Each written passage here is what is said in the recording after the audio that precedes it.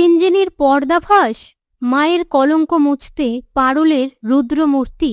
সম্পূর্ণ জানতে হলে চ্যানেলটি সাবস্ক্রাইব করে ভিডিওতে লাইক দিয়ে দেখতে থাকুন।